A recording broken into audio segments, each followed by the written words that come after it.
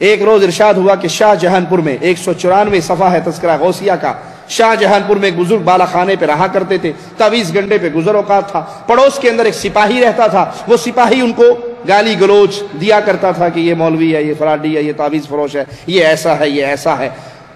اچانک پیر صاحب بیمار ہو گئے۔ سپاہی کے دل میں آیا کہ دیکھو جب یہ اچھے تھے تو ہم ان کو تنگ کرتے تھے، ہمارے پڑوسی ہیں، بیمار بھی ہوئے ہیں، تو ان کی خدمت ہمیں ہی کرنی چاہیے۔ تو آگے ان کی خدمت کی، خوب حق ادا کیا خدمت کرنے کا، اپنا گناہ معاف کروایا۔ جب وہ آخری لمحے میں آئے تو انہوں نے، پیر صاحب نے کہا یہ صندوق کھولو میرا، اس صندوق کے اندر ہماری ایک چادر ہے، ایک تہمد ہے، ایک ٹوپی ہے، یہ تم سنبھال لو۔ وہ دیا، پیر صاحب فوت ہو گئے۔ اب لوگ جب اکٹھے ہوئے تو لوگوں نے کہا اس سپاہی کو کہ پیر صاحب نے جو کچھ تمہیں عطا کیا تھا اس کو لے کر ایک دفعہ پہن کے اتار کے رکھ دو۔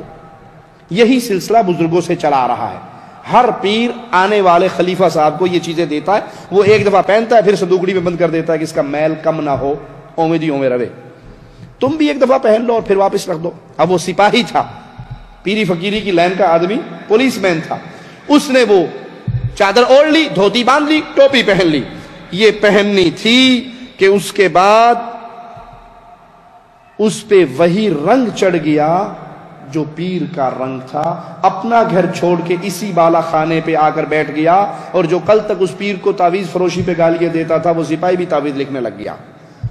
صرف بابا جی دی توتی دا کمال۔ انا للہ و انا الیہ راجعون۔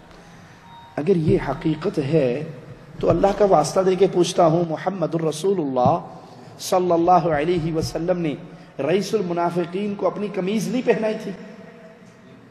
اپنا لعاب دہن اس کے منہ میں نہیں ڈالا تھا؟ اس کے جنازے کی نماز پہ کھڑے نہیں ہو گئے تھے؟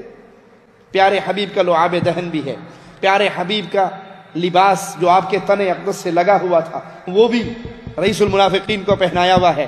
جنازہ بھی پڑھ رہے ہیں، معافیوں کا سوال بھی کر رہے ہیں، اور مالک فرما رہا ہے 70 مرتبہ اس کے لیے معافی مانگ لو تو میں اس کو پھر بھی معاف نہیں کروں گا۔ تم نے اپنے پیروں کو رسول اللہ سے بھی بڑھا دیا کہ اس کی دھوتی، اس کی ٹوپی کے اندر ایسا رنگ تھا کہ وہ پولیس والا ایک سیکنڈ کے اندر پیر بن کے جتنا پیر کا علم تھا وہ سارا اس کے علم دل میں آ گیا۔ یہ سب قصے ہیں، کہانیاں ہیں، اور یہ اللہ کی شان کے خلاف باتیں ہیں۔ مالک کی شان ہم نے قرآن حکیم سے کیا سیکھی؟